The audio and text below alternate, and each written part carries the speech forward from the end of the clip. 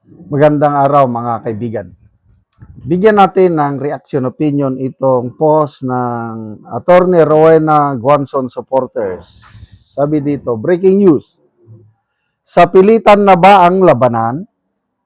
Ridon, kinompirmang maaring masubpuena ang sheriff kung tatangging dumalo sa impeachment trial.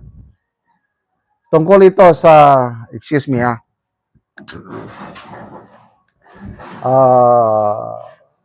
isa sa mga nakalista na testigo ng prosecution laban kay BP Sara ay si dating Sheriff Abby Andres, yung sinapak ni Mayor Inday Sara noong 2011. Ngayon, mataas ng posisyon niya sa Supreme Court, parang Human Resource Officer na.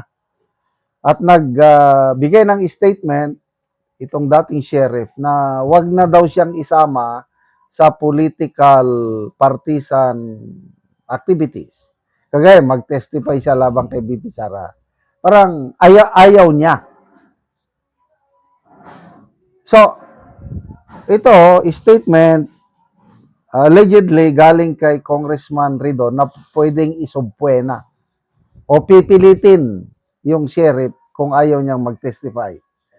To be sure na hindi tayo mabiktima ng fake news, tinanong ko lang ang Google AI kung totoo. Sabi ko, is it true that Congressman Ridon said that sheriff would be issued subpoena if he refused to testify? Ang sagot dito is, there are no public statements or records showing that Congressman Ridon issued this statement. So, not sure. But, the way it looks, sa tingin ko, ayaw ng sheriff na magtistigo pa labang kay BP Sara. Kasi, ilagay ko ang sarili ko, ako yung sheriff. Very controversial, very, yung nangyari noon. Napaka-popular ang mga Duterte sa Davao, sa Mindanao. Lalo na ngayon, Vice President na siya. So kung titistigo pa ako, parang magugulo na naman ang buhay ko. Kasi pag-uusapan ako, Sheriff Andres, ako yon, pag-uusapan ako ng publiko. At nakakaya yun, yung, birin mo yan, sinapak ako ng babae, mayor, nakakaya. Kaya kung ako ang sheriff, iiwasan ko talagang magsasalita pa tungkol sa bagay na yun. Total, tapos na eh. Paano yan? Future President. Siya ang pinakamalakas na kandidato for 2028. At walang malakas. As of now, walang malakas na kalaban ni BP Sara. Maliban lang kay Noel. Kilala nyo si Noel? Yan ang kandidato nila eh. Noel po is no election.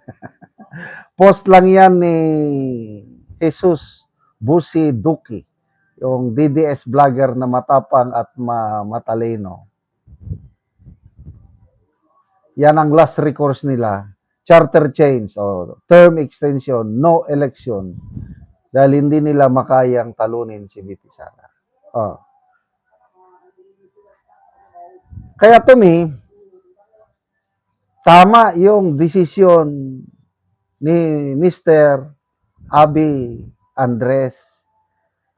Tahimik na siya sa Supreme Court. Parang level 2 position na daw yun. Human Resource Manager, Supreme Court. Wow. Ano na siya? Promoted na siya.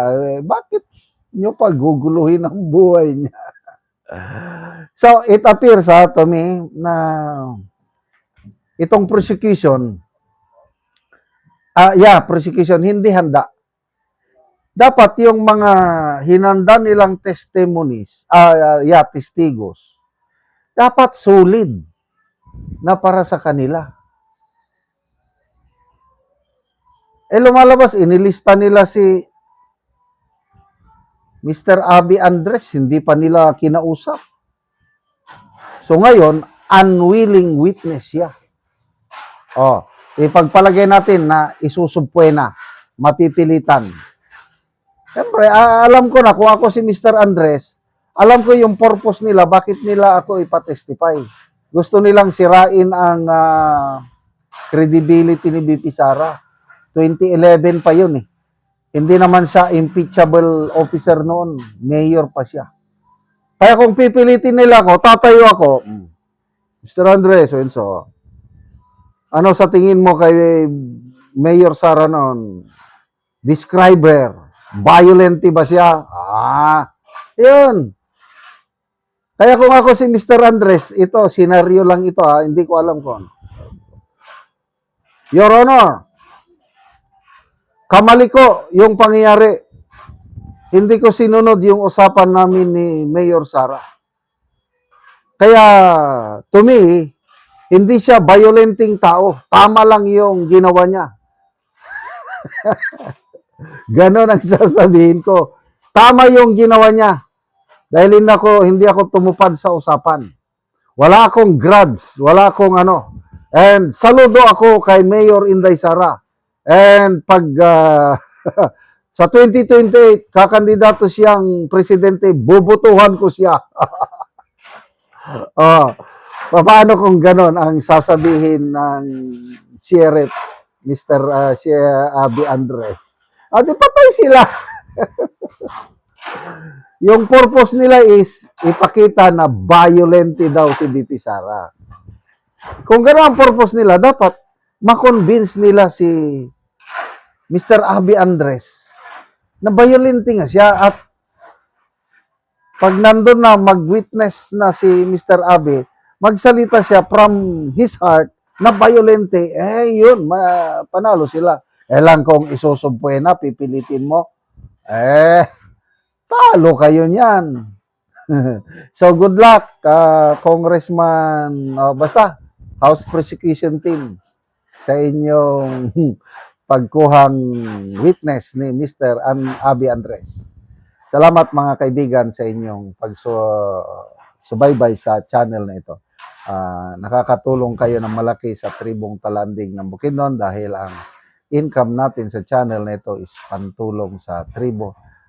Namimigay tayo ng libreng yero at pako para makapagpatayo sila ng mas maayos na tirahan. Panoorin niyo ang video na ito. Ano na yung mga yero nga ipanghatag sa mga tao?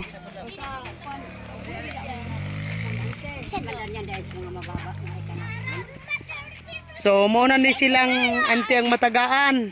Matagaan, salamat kaayo. Sobra salamat sa pinagpapalala.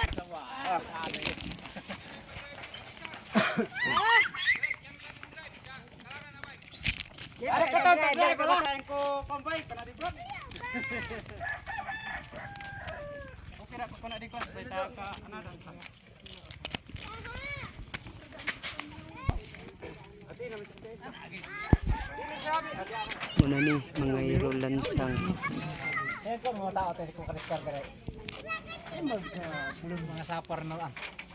Hade!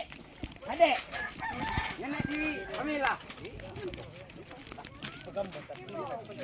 Panakakilaman. Sambayan, kilo mata na.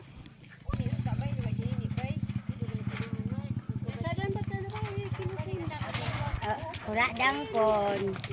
Kanura kay mga Edgarista. So, daghan-daghan gyud ang matagaan diri og yero. Ay kaguboy sakyatin mo. Natang namo natin nga makabalay na gud me. Oo, so pila na dai ni nanay mong edad? Sa 69. 69 ka na. So makabalay na gyud ka. Gusto pa ko nga magbag og balay. Oo. Kay karaan na kay imong balay. Alang. Sumula na ka. Yes, at si Auntie matagaan po ni Gero. Salamat kaayo sa yatag sa among asin. Makabalay na gyud ko kay dugay na ko nangandoy nga makakaugaling kog balay di ko mag-ipon sa akong mga anak. Kabalay na gyud ko daghan gyud kay salamat sa mga tawo nga gihatag sa amo sa Ginoo nga may Mutas ano ipinabuhi ba hatag sa sa amo. ila Mm-mm. para Si Ate Sad, taga Anogero. Sa ang ako makasulti, salamat kay sa nagatag ani kay makarefer ko sa akong balay kay nakabalik ko sa uno. So hinatun ta nga daghang pag-ayo ang matagaan nila o ginabang kay daghan nangalipay nga katawan samot nga karon nga Pasko. Sobra among Salamat kalipay. kaayo kay Dako kayo ang among kalipay nga Tatay natagaan. Sad. Mao na na among kinagdako nga pinaskuhan. Dalat ka nagpasalamat para number 1 ako sunod. Ate Mader. Mm. Kay doon ko na rin